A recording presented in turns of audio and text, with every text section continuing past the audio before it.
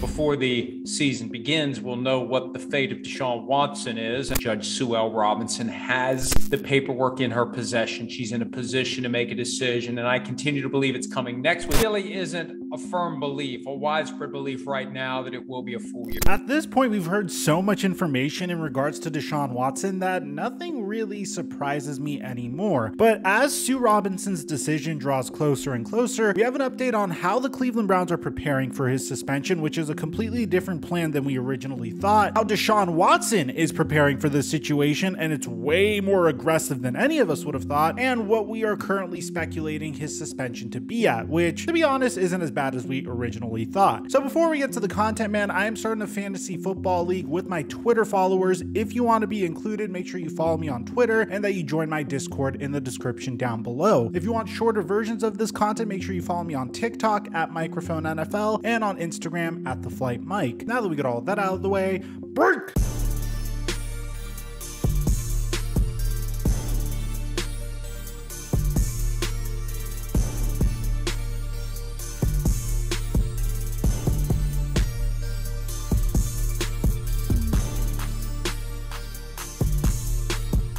Mic check 1 2 1 2. What's going on, everybody? The last time we covered the Deshaun Watson case, we got a very scary report where it seemed like Deshaun Watson's suspension could have potentially lasted an entire season or even longer, and apparently that's what the NFL was gunning for originally. Now, I don't know if this report was put out there just so the NFL could save face a little bit, because there are a lot of people that are very angry about what Deshaun Watson was accused of doing. But since then, Deshaun Watson's legal team has been able to settle 20 of the 24 lawsuits, and when the Houston Texans were dragged into it for pretty much enabling this behavior and scheduling these appointments on Deshaun Watson's behalf. Now, the Houston Texans were also able to settle claims in relation to the sexual misconduct allegations involving Deshaun Watson. Busby said that the terms of each of the settlements were confidential, but this was the statement that was put out. "We were shocked and deeply saddened when we first learned of the allegations against our then franchise quarterback in March of 2021, said Texans owner Janice McNair, Hannah, and Cal McNair. Although our organization did not have any knowledge of Deshaun Watson's alleged misconduct, we have intentionally chosen to resolve this matter amicably. This is not an admission of any wrongdoing, but instead a clear stand against any form of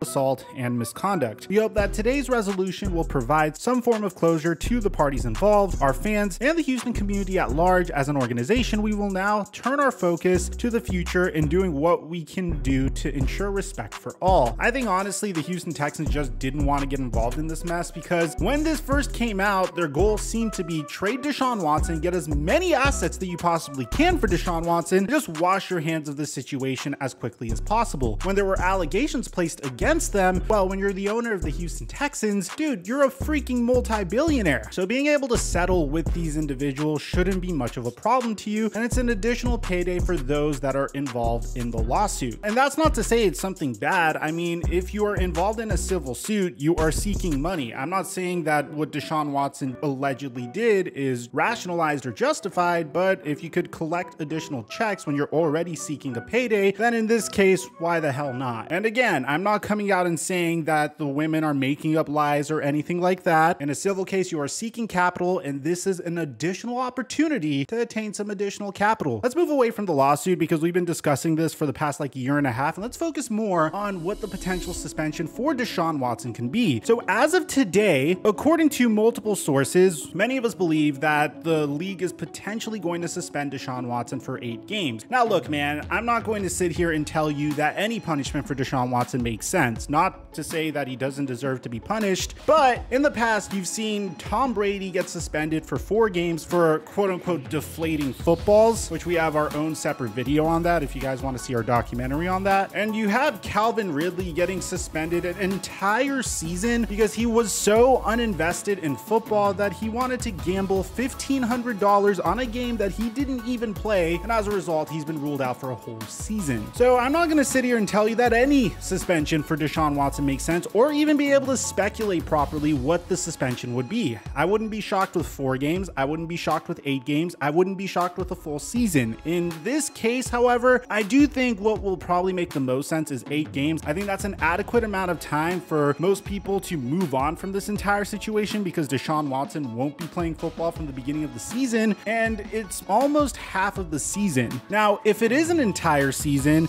Deshaun Watson has a plan. Apparently, if Deshaun Watson gets suspended for an entire season, he's not just going to go down without a fight. Watson and the NFLPA will look to sue the NFL in federal court if he is suspended for the whole season. But what is more likely to happen is he might get suspended for 8 games and maybe even more, but I'm assuming 8 games. And if that were the case, the Cleveland Browns have a contingency plan. Now, originally I said that they were 100% comfortable leaning on Jacoby Brissett if Deshaun Watson was to miss like 4 games. But since it's starting to look a little bit more like 8 games, the Cleveland Browns have 2 options, and they're both very interesting options. The first one is trade for the only remaining quarterback that I personally think would just at the bare minimum make a welcome addition to any quarterback room, and that's Jimmy Garoppolo. So the Cleveland Browns actually discussed Jimmy Garoppolo and did their homework on Jimmy G earlier in the offseason. Revisiting those conversations would depend on the length of Deshaun Watson's suspension, the asking price for Jimmy G's recovery,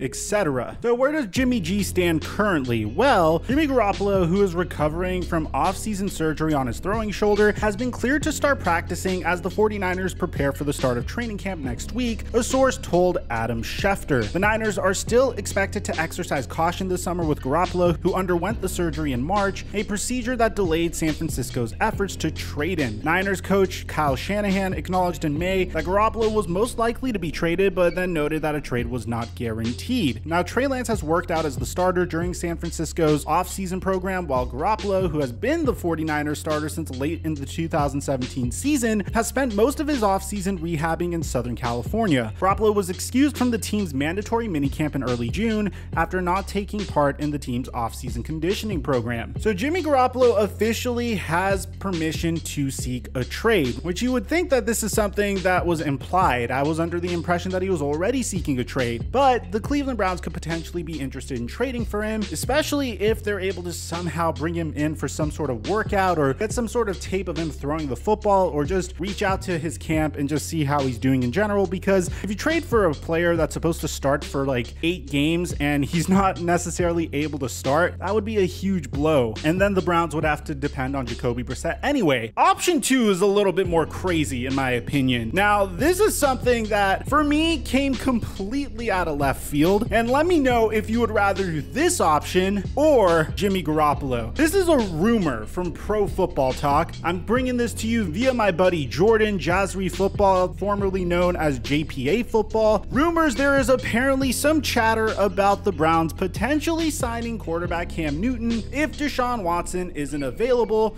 for the full season, according to Pro Football Talk. Look, man, I know Cam Newton has stands out there, and I have a lot of love and respect for Cam Newton. I actually want to make a documentary on his career, because I feel like as a result of the amount of hits he's taken throughout his career, despite him pretty much warning the media that these hits that he was taking were going to affect his career, it ended up happening. I mean, he took so many hits that he eventually injured his throwing shoulder, and ever since then, he hasn't necessarily been the same quarterback. I think this would be a truly horrific mistake. I mean, look, if you want to sign Cam Newton just because he'd probably be good in the locker room and good in a quarterback room and good with Deshaun Watson and Jacoby Brissett, then have at it. I actually like that idea in of itself. I feel like you can't discount the value of team chemistry in today's NFL. But if you want to bring Cam Newton to try to win you football games, it's not going to work. And this is what I'm basing my argument off of. Cam Newton already was struggling ever since leaving the Carolina Panthers the first time around. And he even came out and said in a podcast the reason for this was when he signed with the New England Patriots, which I recall it being at some point in July when the Patriots finally signed him in 2020. He wasn't prepared. They didn't really have a lot of time to prepare him, and by the time he finally was able to make it onto the field, it wasn't a disaster, but it wasn't necessarily incredible. I mean, he did have his highest completion percentage of his career, but that's because they did their best to disguise his deficiencies. He threw for 8 touchdowns and 10 interceptions, but if you just watched him play, it just looked like he really struggled with throwing the football. Last year with the Carolina Panthers, he lost every single game he started in, and he also featured his second lowest completion percentage for his entire career. I mean, at this point, I give respect to Cam if he understands that he could be a backup quarterback in the league, and I think his career has been very entertaining and remarkable to watch, and I think forever he'll be a fan favorite. But you're essentially doing the same exact thing that every other team that has given him a chance recently is doing, which is signing him very late, expecting him to pick up the playbook very, very quickly, and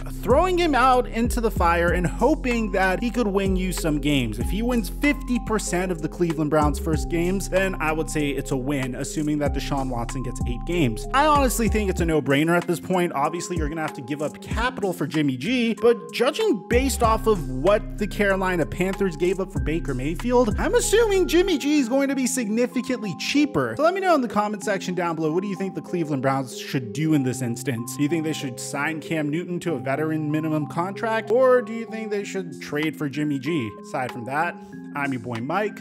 I'm dropping our mic until our next upload.